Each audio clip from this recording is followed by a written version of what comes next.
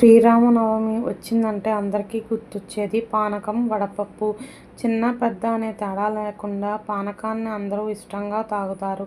శ్రీరామనవమికి దేవాలయాల్లో పానకం కలుపుతూ ఆలయానికి వచ్చిన వారికి గ్లాసుల్లో ఇస్తూ భలే సందడి చేస్తూ ఉంటారు. అసలు పానకం ఎప్పుడైనా చేసుకోవచ్చు కదా, కానీ ఎందుకు చేసుకోరు, శ్రీరామనవమి రోజే ఎందుకు పానకం చేస్తారో అనేది తెలుసుకుందాం. సాధారణంగా ఒక్కో పండగకు ఒక్కొక్క విశిష్టత ఉంటుంది. అలాగే ఒక్క పండగకు హిందువులు పూజించే దేవుళ్ళల్లో ఒక్కో స్వామి వారికి ఒక్కొక్క నైవేద్యం పెడతారు. అలా పెట్టడానికి విశిష్టతతో పాటు మన పూర్వీకులు పాటిస్తున్న సాంప్రదాయాలతో పాటు ఆరోగ్యాన్ని దృష్టిలో పెట్టుకుని చేస్తూ ఉంటారు.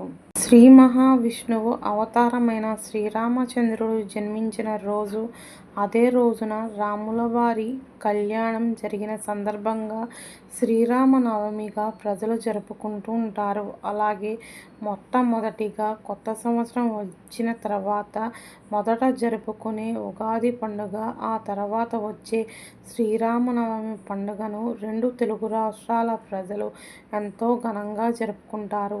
శ్రీరామనవమి రోజున స్వామివారికి రకరకాల పూలు పళ్ళతో పాటు పానకం, వడపప్పు, బెల్లం కూడా స్వామివారికి నైవేద్యంగా పెడతారు.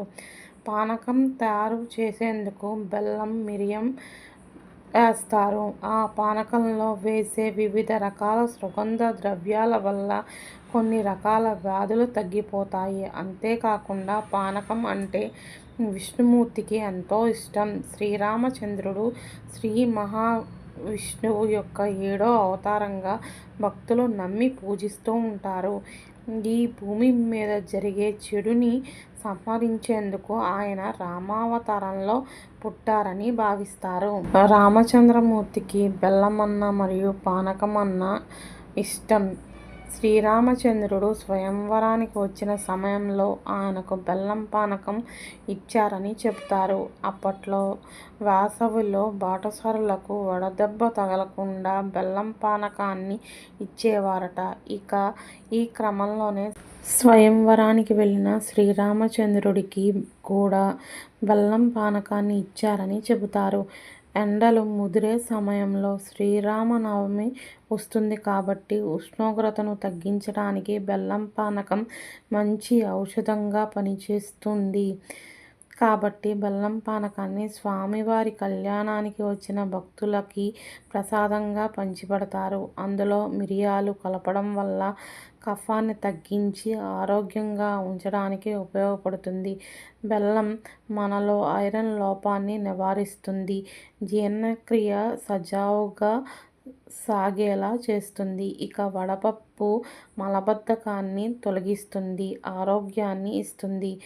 ఏడాదికి ఒక్కసారైనా ఇటువంటి ఔషధమైన ప్రసాదాన్ని తీసుకోవడం వల్ల ఆరోగ్యంగా ఉండడానికి అవకాశం ఉంటుంది.